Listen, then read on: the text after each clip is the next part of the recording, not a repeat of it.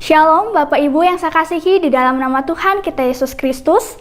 Hari ini kita akan merenungkan satu tema berjudul memulai komitmen.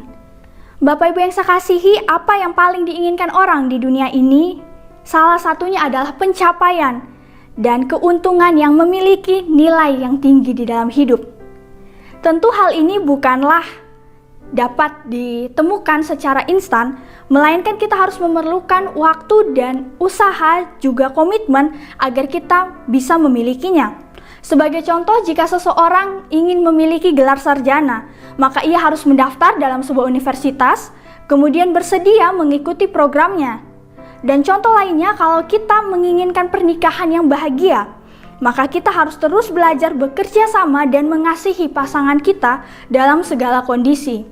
Sama halnya Bapak Ibu, terlebih lagi komitmen hidup kita di dalam Tuhan.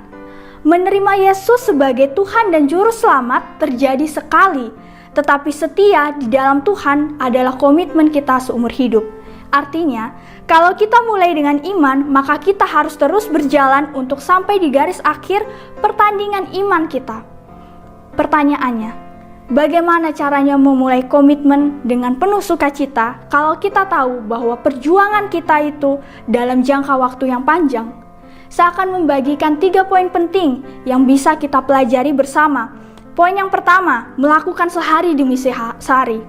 Dalam Lukas 9 ayat 23 berkata, Yesus berkata kepada orang banyak untuk menyangkal diri dan memikul salib mereka setiap hari. Apa yang kita lakukan setiap hari nantinya akan berubah menjadi sebuah kebiasaan dan akan melatih otot rohani kita serta akan membuat kita menjadi pribadi yang lebih kuat. Walaupun Bapak Ibu mungkin sekarang kita mengalami badai kehidupan ataupun hal-hal lainnya, hal itu bukan berarti menjadi suatu kegagalan ataupun kemunduran iman kita, melainkan semakin kita dewasa maka semakin kompleks juga kehidupan yang kita alami. Namun bedanya Bapak Ibu, ketika kita dewasa secara kerohanian, maka kita akan merespon bukan seperti anak-anak yang mudah ngambekan, tetapi kita akan melihat permasalahan itu dengan pengetahuan akan harapan dan kasih Tuhan yang tidak pernah berakhir di dalam kehidupan kita.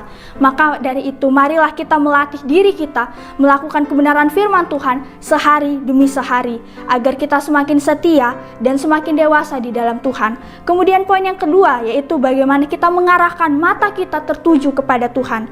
Memang betul Bapak Ibu bahwa kata-kata dan perbuatan kita akan dinilai oleh orang lain. Betul bahwa melawan godaan dosa merupakan hal yang tidak mudah. Dan betul bahwa apa yang kita tekuni sekarang tidak akan langsung kelihatan hasilnya. Tetapi kunci utama yang mau kita lakukan adalah mata kita tetap tertuju kepada Tuhan. Bahwa apapun yang kita miliki saat ini, maupun kekayaan, maupun kehebatan, ataupun hal-hal lainnya yang engkau dan saya miliki saat ini, itu semua tidak ada artinya apa-apa dibanding kita harus memfokuskan diri kita kepada Tuhan. Dan ialah yang akan membawa iman kita menjadi iman yang sempurna. Kemudian yang terakhir Bapak Ibu, poin yang ketiga yaitu hidup dipimpin oleh Roh Kudus. Tanpa campur tangan dan pertolongan Tuhan, kita pasti menjadi pribadi yang mudah menyerah.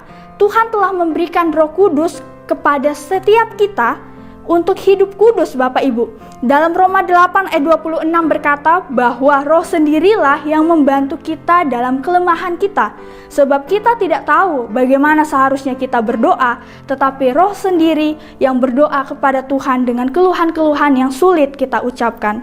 Bapak Ibu yang saya kasihi, masih ingatkah setiap kita momen pertama kali kita menerima Yesus dan hal apa yang ingin kita mulai berkomitmen lakukan untuk Tuhan? Sebelum kita berkomitmen mengikut Tuhan, Tuhan telah terlebih dahulu berkomitmen untuk menyelamatkan, mengasihi dan menyertai kita. Maka marilah kita juga memiliki kerinduan untuk berkomitmen mengembangkan kasih kita kepada Tuhan. Karena semakin kita mengasihi Tuhan, semakin kuat juga kita memegang komitmen kita, dan kita akan mengalami sukacita dan damai sejahtera daripada Tuhan. Soli Deo Gloria, Tuhan Yesus memberkati setiap kita. Amin.